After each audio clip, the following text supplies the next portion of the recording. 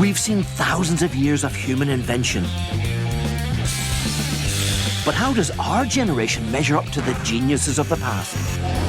To find out, I've challenged a team of top engineers to recreate the machines that changed history. Are you ready to see what challenge awaits you this week? Yep. First, they must rebuild each one using only the original materials. I really think we're going to struggle with this one. Then use their 21st century knowledge to try and improve on them. I think this kicks ass.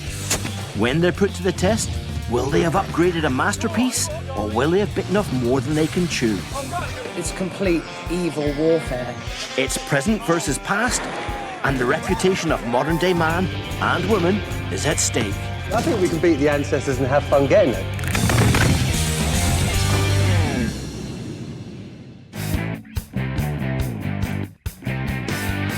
This is my Build HQ.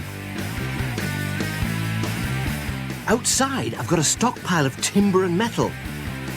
Inside, there's a workshop packed with tools and equipment, all ready to rebuild an incredible machine of the past. This week, the team are recreating a weapon that killed off the age of knights in shining armour. Imagine you're on a battlefield with just a sword and a shield, and you're faced with a terrifying weapon that could unleash a hail of bullets. Well, that's exactly the situation soldiers of the 14th century found themselves in. The year is 1346. The 100 Years' War between England and France is in full swing. England's warrior king, Edward III, is fighting to claim the French crown for himself. His chances are slim, as France can muster 4 times the number of armoured knights and horses.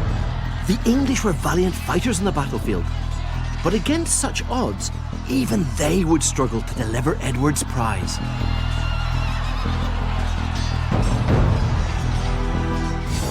If the English were to outdo the French, they'd need a weapon that would give them a huge advantage. Luckily for them, they had this within their arsenal. An experimental weapon called a Ribauldequin. A medieval machine gun. Its 9 barrels could pump out walls of lead that would rip through armour and repel hordes of attacking knights.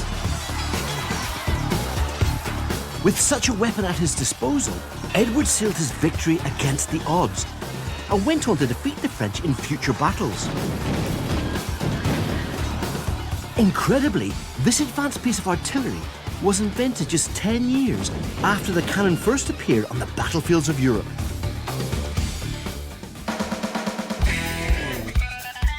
Here at Build HQ, my team of experts not only have to rebuild that murderous medieval machine gun, but also improve on it. And they've only got 3 days to do it in. Although they all work in modern engineering, most of them have dabbled with ancient weaponry. Blacksmith Owen is also a professional swordsmith. We're making things that are going to blow up in 3 days, so we're going to have to be on the ball. Matt is a prop maker on feature films and a military history buff. This is not a machine we can mess around with. This is a war machine. Special effects expert Claire has designed weapons for stage and film. Wow, this is going to be mental, I think, making a medieval machine gun. And as wood was the main building material of the Middle Ages, carpenter Chris's skills will be essential. It is a complex job. We've got to build a number of very complex items. However, weapons are one of the few things steam buff Jamie hasn't made before. Medieval machine gun sounds dangerous to me. It's a killing machine at the end of the day. All right, team. Big challenge ahead of us. How are we feeling, Jamie? Positive, mate. Yeah, Very positive. good. Nobody's nervous. Yes? Yeah, good. 3 days isn't very long. Are we worried about the timelines? Brutal. Yes. Yeah. Blueprints are in the workshop. Crack on. Look at this. I've given them a blueprint based on the Ribauldequin's medieval design. And the team's first task is to determine how this ancient machine gun worked. if you don't reload quickly enough. Well, you're looking at a gunpowder trail, Yeah, aren't you, they really? really So it's very old school, or individual gunpowder Like trails. a groove of gunpowder, and you light one end, and it just goes... Bang, bang, bang, bang. Yeah. In fact, this is how it worked. There was a wooden carriage onto which the medieval gunsmiths mounted not one, but 9 bronze cannons. Loaded with gunpowder and lead ammunition, the cannons were linked by a long trough filled with yet more gunpowder. Lit at one end, flames raced down the trough, firing all the barrels and turning the weapon into a medieval machine gun. So, to rebuild the Ribauldequin, the team will need to make a wooden gun carriage, a firing system, lots and lots of ammo, and 9 bronze cannons. One thing we haven't talked about is making these barrels, and they've got to be safe and not explode, which means we're dealing with heavy metal. Yeah. Yeah. They probably would have cast these in bronze, wouldn't they? Bronze or something Probably, along the yeah, lines. at that time. And we could do that. That's a big job. Can we do that, do you think? I mean, I've done some bronze casting, but a long time ago. I've seen bronze casting. Yeah, Yeah. me too. I've I've seen done it. bronze casting. Yeah? Yeah. Do you? Make it once, cast it 9 times. That makes Absolutely. perfect sense. Yeah. Like that was engaging to make it fire. But this build isn't about recreating and matching the original Ribauldequin. It's about improving on it. What are you doing to beat the ancestors? I'm quite interested in looking at the ammo and Ammo's actually good, yeah. turning a new kind of bullet, basically, and that's something the ancestors didn't do. No, they didn't. They started with lead balls, didn't they? So we've got the bullets. Owen? I want to go ultra modern on this. I want to try and make electric ignition. I'm going to Ignition try. for a Absolutely. 14th century material. All the materials exist, yeah. Lead acid battery. I'm looking forward to this. Hey, crack on, team. Yes. Okay. Rock and roll. I'm so excited. I'm going to make a cannon. I'm not going to make one cannon. I'm getting to make a load of cannons, and that is just pretty cool. We've got to make sure it kills people in a certain direction, not anywhere else, which it technically could do if we're not careful. While the others are cracking on with the barrels and firing systems, prop maker Matt has roped in mechanical engineer Jamie to put together a scale model. Do you like my A-bar? Very nice. But Jamie's style is to get stuck into the build, in direct contrast to Matt's more considered approach. Another turn. And they're not exactly seeing eye to eye. So we need, if we've got big, we need some slats. Could you make them this big, some slats? Matt's a model maker at the end of the day. He's in his element. He's been very intricate with it and all the rest of it. I'm just sort of like, just put it, I want to go. I said, come on, I want to put it together. Matt wants to use the model to demonstrate their idea of how to increase the spread of fire. Each of those little wooden slats represents a cannon. Spent an hour and a half on a model so far, and we've got a handful of matchsticks to show. I want to get something done. You know, without the chassis, we ain't going nowhere. The importance of the prototype is to show everyone in the team what we're going to do. This is not a machine we can mess around with. This is a war machine. Stick, stick, stick. And if we mess around and then cut corners, we could die.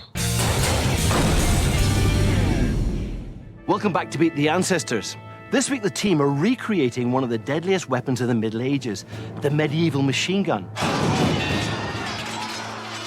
Known as the Ribauldequin, it was the first ever multi-barreled gun, and it helped radically alter how war was fought.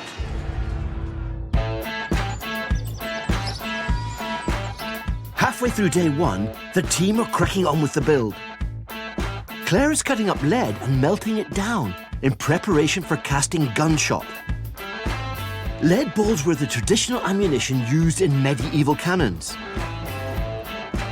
Owen is working on a solution to find a safe way to fire the Ribauldequin, while Chris is planning the most vital task of the day, the creation of a full-sized wooden replica of a cannon barrel.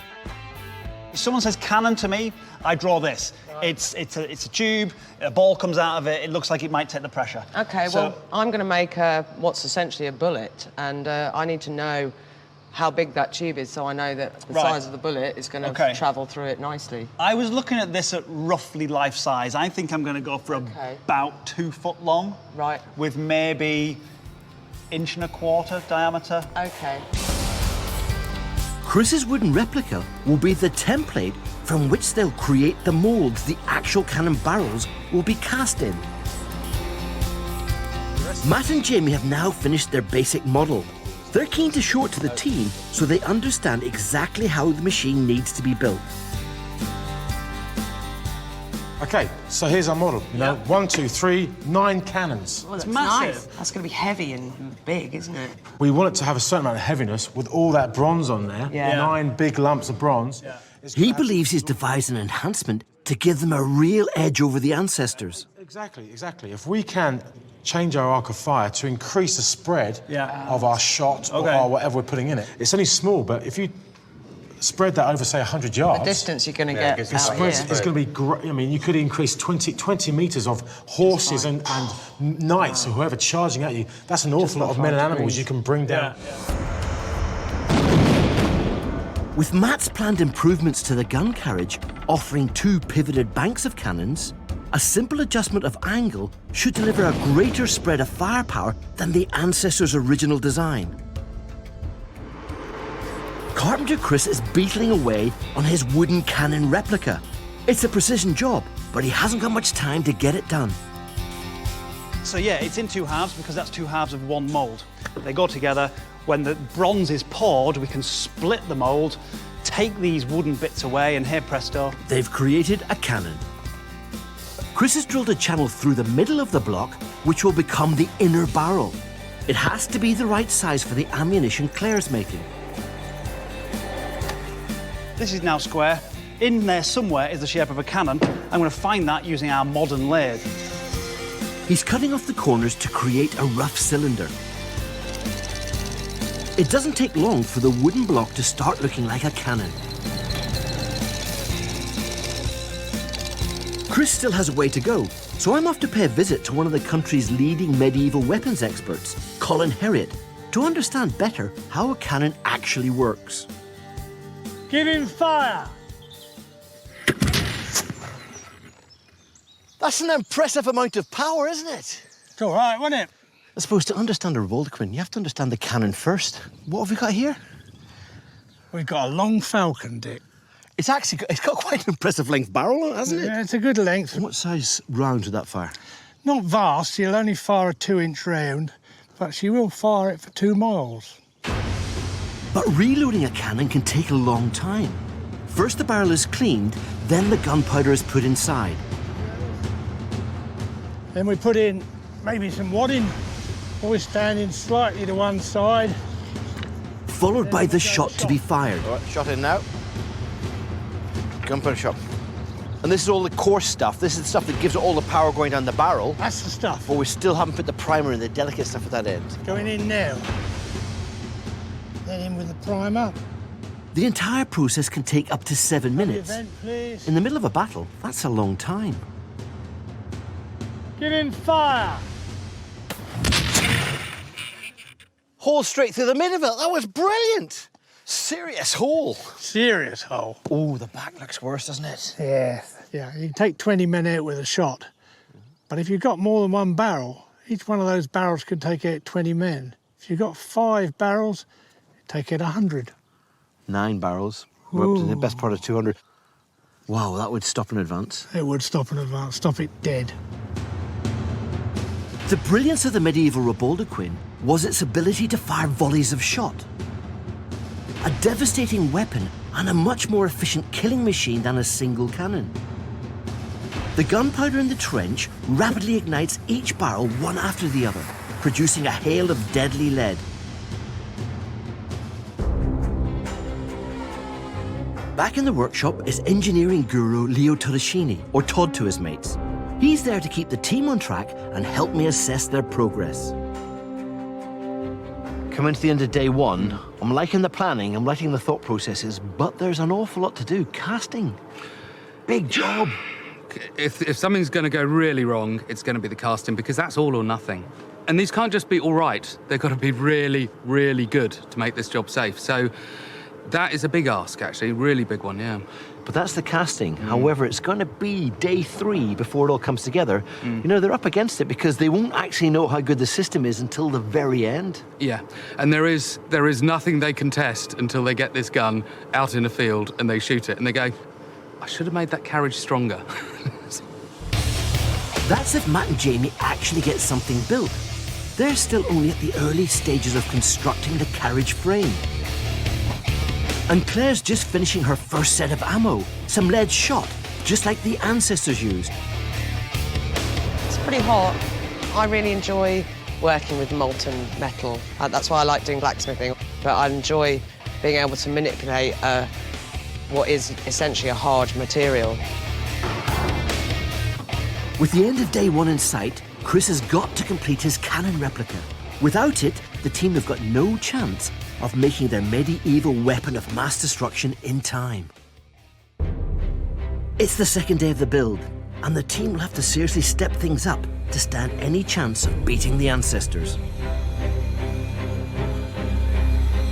Jamie's cutting the timbers for the carriage, which he passes to Chris to make the frame.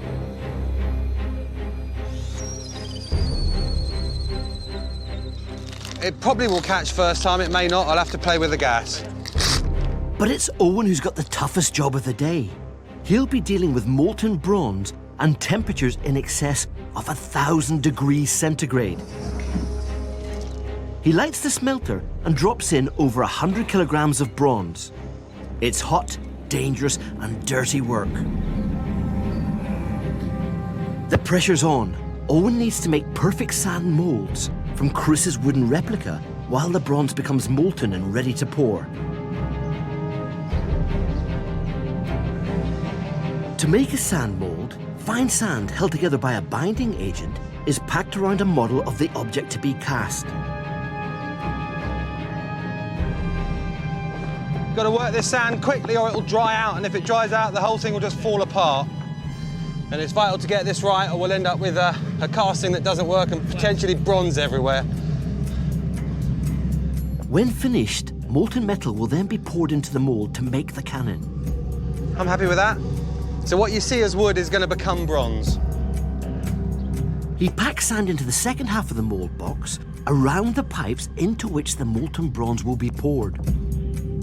Sand molds were first used to cast metal by the Chinese about 2,500 years ago. As the smelter reaches the critical temperature and the bronze is almost ready to be poured, Owen needs another pair of hands. We've got to get the top of this mould off, so we're very gently lifting it, turning it and placing it down. We mustn't knock it, or we can mess the whole thing up. OK, let's go for it. Oh, damn. Turn it. But there's a problem. The sand mold is damaged. I didn't pack the sand round tight enough, probably. All the bars might be too close to the surface in there, so we've lost a little bit of sand, so we're going to have to do that again. Because everything is critical. We are really in a time situation.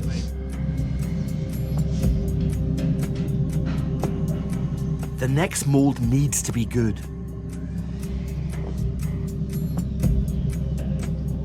OK.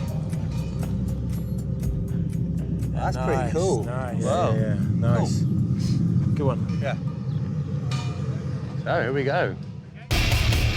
With the mold ready, Owen can begin to pour the molten metal. He's now roped in Claire to help as well. This is by far and away the most dangerous job of the build. I'm just preheating this barrel tube so there's no moisture on it, because if there was moisture when we poured molten bronze onto it, there could be a serious bronze explosion. The water would turn into steam and the bronze would come straight back up at us. A steel tube is inserted into the mold to act as a barrel liner. Without it, there's a danger the bronze could rupture when the cannon's fired. All the way out. Lovely.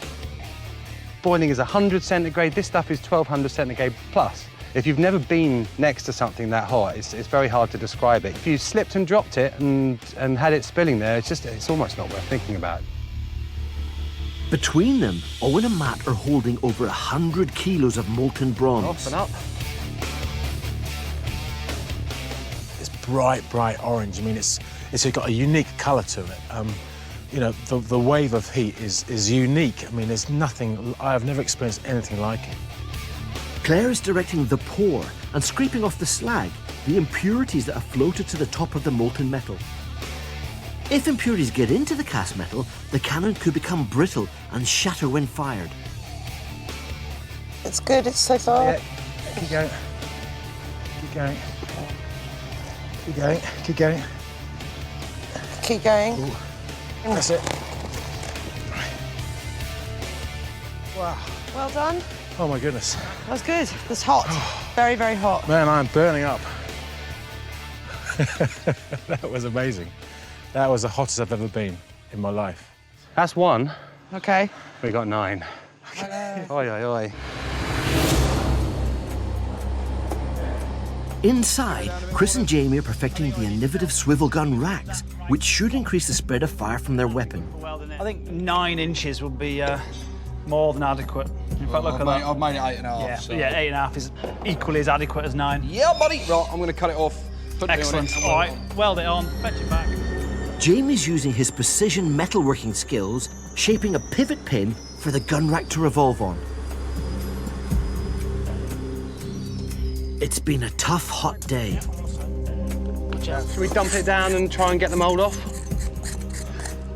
But now it's time for them to see the results of their hard work. And we're out. Wow. Wow. That looks good. That's better than I really expected. good. Wow, look at that. Wow, what an amazing colour.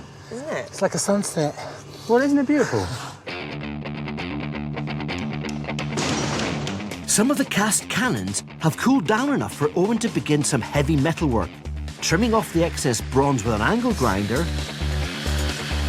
Then he'll get rid of the tarnish to see the lovely lustrous bronze beneath.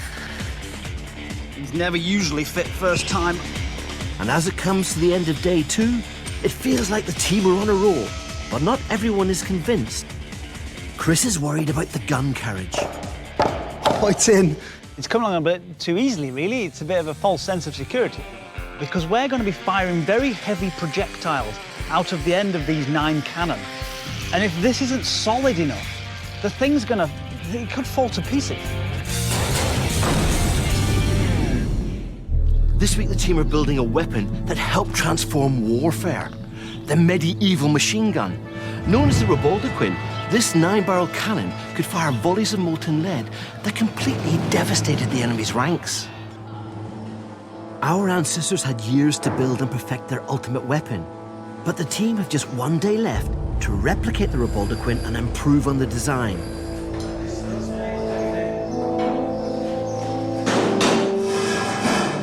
The skeleton frame of the carriage is only just coming together. They've got a lot to get through today, and the jobs are just mounting up.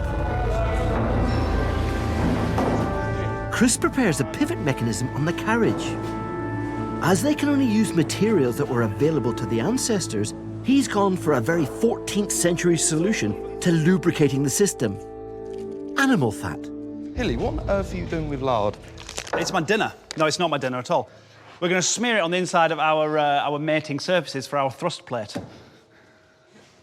This is quite a moment, you know. OK. Let your end go. Down. Hammer.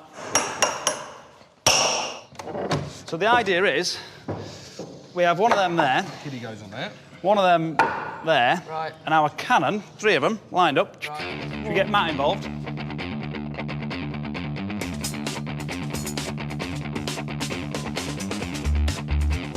They look good though, don't they? Oh, look at that. They've now got a spread of fire of 8 degrees on each side. A clever modernisation which they hope will beat the medieval original. But that'll be impossible if they've got no decent bullets. Guns and the carriage are all useless unless the bit of lead hits the right place at the other end.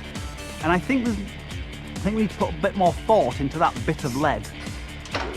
Well, actually, Chris, Claire has already got an idea she thinks will be an improvement in the medieval gunshot. A bullet that she believes will beat the ancestors. The shot that used to be used would be balls. We need something that isn't going to just fly out of control in the barrel. We need them to come out as straight as possible. As Claire's going to be a little while shaping her bullets, I've popped out to one of the fields behind the workshop where Todd is going to demonstrate the importance of tight-fitting bullets. OK, Todd, it's a little cannon. It's a great cannon. It's gorgeous, isn't it? Very sweet. Our medieval friends, when they made a cannon, they could not be absolutely sure how big the bore was down the centre, how big the hole was, and how straight it was and clean and so on. So they had to shoot a ball that was loose in the barrel. Otherwise, there was a risk of it jamming and the whole lot would explode.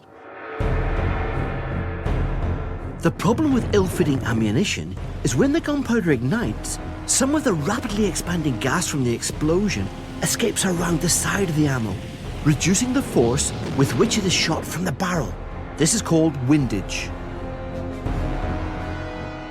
There's nothing mystical about an explosion. It's not a weird thing. It is just a very quick release of gas. We're going to fire this now, aren't we?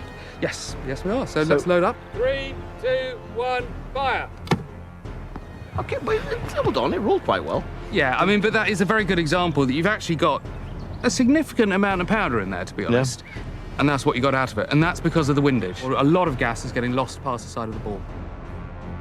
With a better fitting projectile snug in the barrel, there's less leakage, so the pressure behind it is much greater, increasing the velocity and making it fire further and more accurately.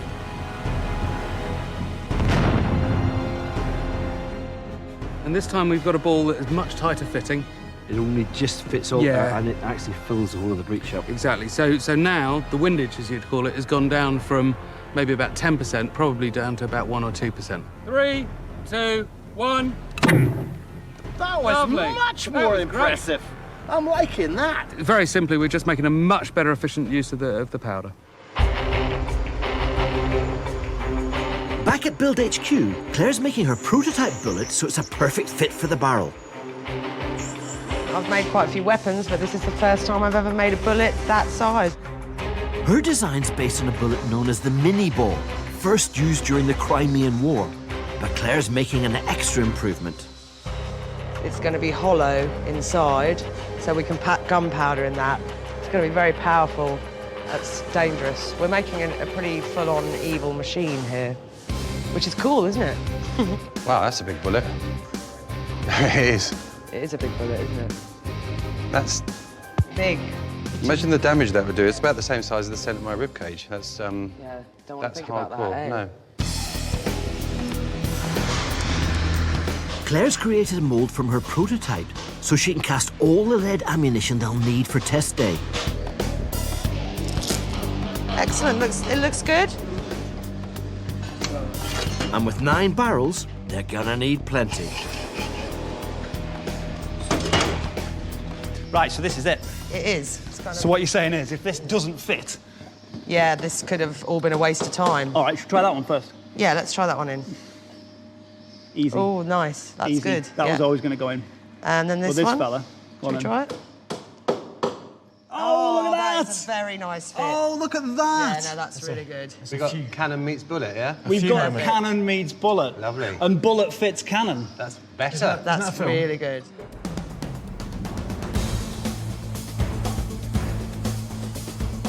Metalmeister Owen has started creating his electric ignition system. First up, he needs to make a battery. Saying electricity is one of those things that's been around us all the time. It exists in nature, but the harnessing of it is quite a modern thing. He's using materials medieval man would have had access to: lead and sulfuric acid. With these, he can create a basic lead-acid battery.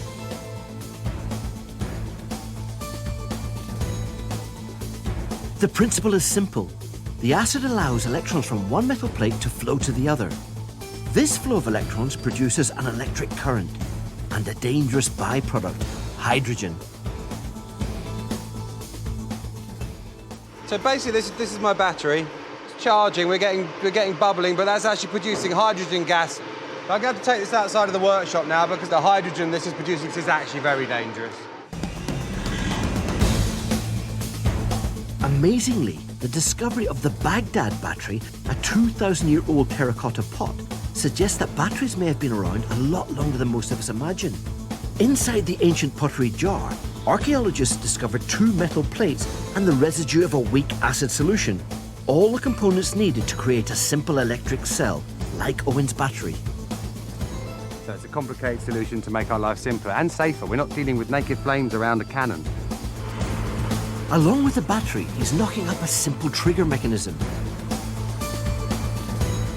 This will send an electric charge from the battery to the touch holes, igniting the gunpowder and letting them safely fire each cannon barrel individually or all together. But will it work? I've pretty much got a trigger system. I've got to bolt it together, and the battery, I'm kind of confident, a little bit of an unknown. This is going to be the trigger mechanism for the cannons. I've got the first 3 banks, so the left-hand side at the moment. That's good. Bang, bang, bang. Brilliant. Bang! Excellent. And maybe the whole lot at once, but we'll think about that later on. Let's see if it works then, shall we? You ready? Yep. Okie dokie, I'm going to go 3, 2, 1. 3, 2, 1. Yay! Whoa! That's ignition. Homemade battery, rock and roll. Well done, Bang, Owen. bang, bang. Brilliant. Brilliant. Rock and roll! Ooh! It's a good result. Though the team have worked really hard to get to this point, I have some concerns. Time for a chat with Todd. When it comes to the last half day, there are some fundamental issues. We haven't seen the trigger mechanism finished. Yep. Cannons, Yep. yeah. All this, even the design of the carriage, they're going to be up against it trying to beat the ancestors, aren't they? I think they are, because I think what's happened is they've got carried away by seeing the big carriage there and going, oh, aren't we pleased we've made all this stuff? But actually, it's the detail that takes all the time. It's the wiring, it's the igniters, it's the powder charges, it's all of the stuff that goes around it that you don't really notice, but is very necessary. Everything's almost together. We've got an awful lot to do. We've got cannons, we got straps, none of it's bolted together. We've got a chassis, that's almost there. I've got to start wiring my electric ignition system, so busy, busy, busy. On top of that, they're still fretting that their gun carriage won't be strong enough to deal with the recoil. All we want to do is stop this thing falling to pieces, basically. Just want to stop it flying apart. So the metal straps around the wood are making sure our cannon does not fall Force to pieces. comes down here, metal strap contains force. Yeah. They're worried enough that Jamie is drafted in to make some metal plates to strengthen the structure. But with the pressure on, people are getting tired and tempers are beginning to fray. Just get it over there, jobbed. Lovely. Owen and Jamie clash over the metal plates. Right, so give that a lovely front. I thought we'd have a strap that went all the way there with 2 bits going through and 2 bits going through. So that's why I did ask why we were making them 10 inches long, because that was going to go in there. It was going to have 2 bolts through there. Only had to be that long. But that's not connecting enough. Put one little bit of that on the inside is just not joining it to anything. Is that cool? Yeah, buddy. Yeah, baby. Even Cool Hand Matt, working on the fiddly job of wiring the ignition, is feeling the tension. You're not helping doing that, Chris. You're not helping doing that with us, right? Yeah, well.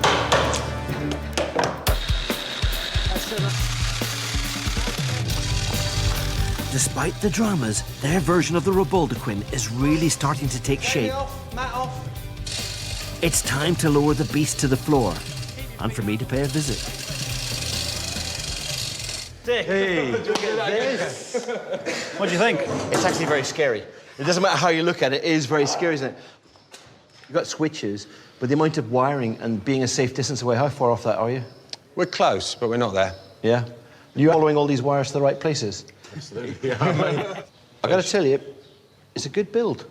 9 cannons on a great big lump of green oak. I know. With 14th century electricity. And I don't actually like standing on that No, end of it, so I'm going nervous out this way. Because that way standing there, not nice. Oh, mate. Well done, team. Cracking effort. Okay. But there's still plenty more to get done. Claire's preparing her ammo for test day, putting gunpowder inside the shell and attaching built-in wadding. And Owen is making a 25-foot umbilical cord to connect to his trigger so they can fire the cannon safely from a distance. The electrical ignition. I'm well impressed with that battery you made. I thought that was awesome. Despite the build finally coming together, they've had absolutely no opportunity to test fire their weapon. Have they improved a military masterpiece from the past? Look at it, in these big straps. Over-engineering it, mate. Totally. Over-engineering All the way through. Or being too clever for their own good?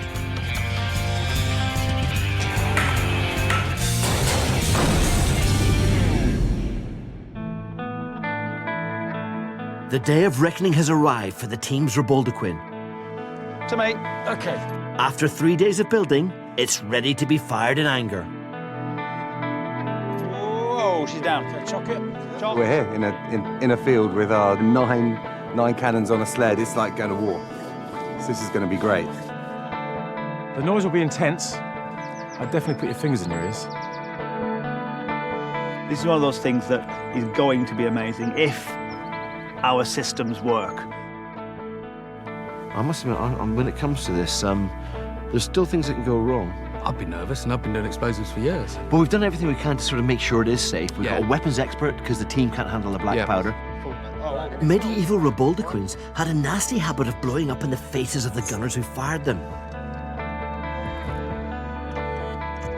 To make sure this doesn't happen, we've brought in Mike and Dawn, both artillery experts who've been handling explosives for over 10 years. And Owen's clever electric firing system means no one has to stand next to the gun to fire it. I'm particularly proud of the electric bit. It's going to be like playing explosion music. The electrics may look good, but they are a bit basic, and the cannon still hasn't been test-fired by the team yet. We're going to use the age-old technique of stuffing grass into the cannons to indicate if their barrels have been fired or not. We're going to fire now. Okay, firing. That was awesome. That was awesome. That is good. That's brilliant. How was that, Owen? That's pretty cool. That's pretty cool. Well, it certainly works, but how will it compare with Edward III's medieval original? To find out, I've devised a series of challenges. Test 1, loading time. The medieval Ribauldequin took a dangerously long time to reload, as each of its cannonballs had to be placed on top of gunpowder and separate layers of rag wadding.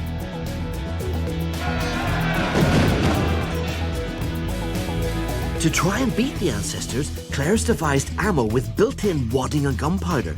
That should make it much quicker to load. To test it, I've arranged a race with Mike and Dawn. I need 2 volunteers. There we go. You're going to be loading your 21st century munitions against a team of experts who are going to be loading the original ammunition and see who can do it the fastest. Let's go. 3 barrels loaded, primed, hands in the air. 3, 2, 1, go! First, both teams clean their barrels to get rid of any glowing embers still inside. Oh, they're going for the whole swab down as well. Yeah, full swab. Yeah, you have to do that all the way through.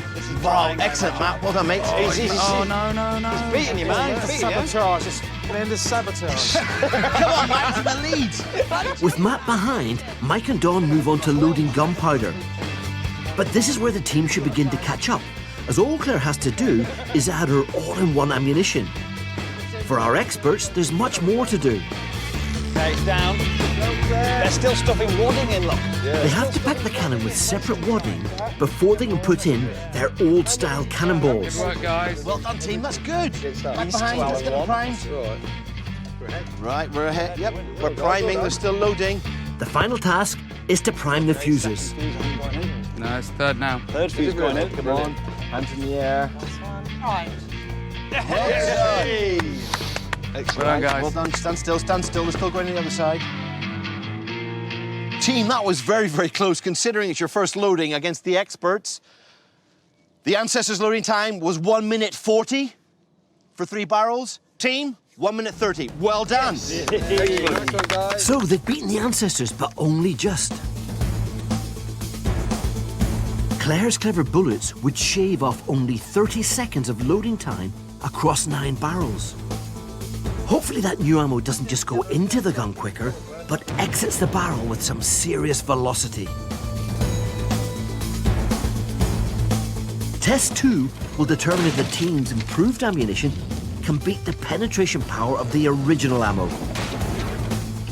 The cannon has to fire through a series of 20mm thick wooden boards. The winning bullet will be the one that smashes through the most boards. It's time to go.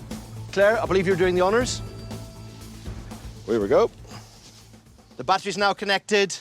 3, 2, 1.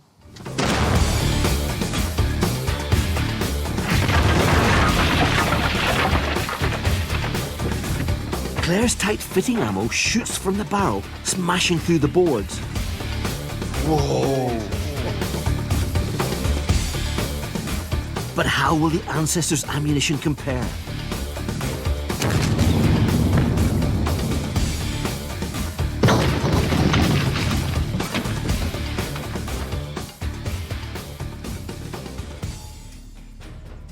No, can't find your mini ball. Oh, I can. Pretty good, team.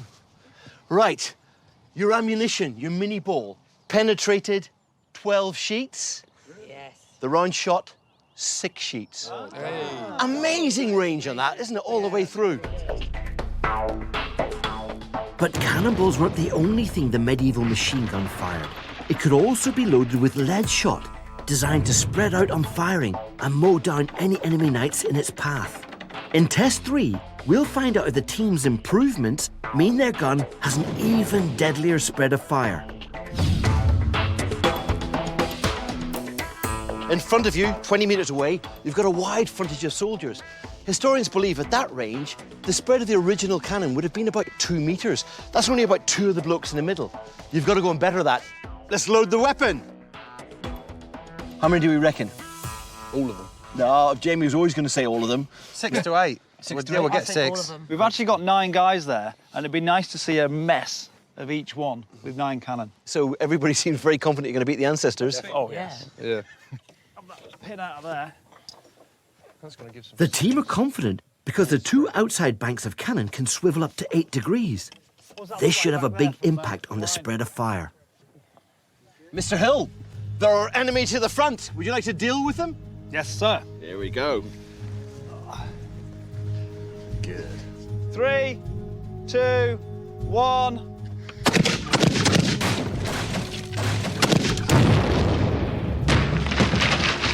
That was brilliant. 1, 2, 3, 4, 5. Oh no, they got the one on the 6. ends. 6 of them. We did get the end ones as well. There's shots Yes, on the ends. there are. We've got There are. them.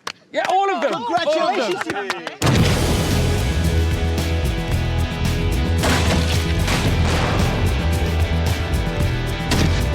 The team's weapon has made mincemeat of the attacking knights.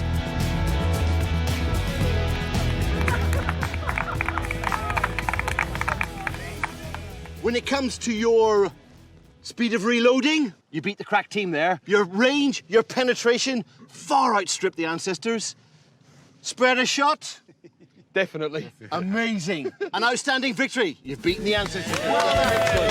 Well done, guys. Brilliant. There's holes in everything. Well done, mate. Well done, mate. Do you want to see the devastation? Amazing, isn't it? Yes, yes! Yes, you did get it. Just the sound is brilliant. I think it performs so well, our machine. It's brilliant. Who'd be this bloke? Make it hold, make it hold. That one is well and truly secured. Blew those people away, especially in the middle, but they're just peppered, absolutely peppered. What's the devastation like in the back? Ooh, messy. The more satisfying thing is to think that we did something that they probably could have, but didn't. They're collecting souvenirs. You get his watch, I'll get his boots.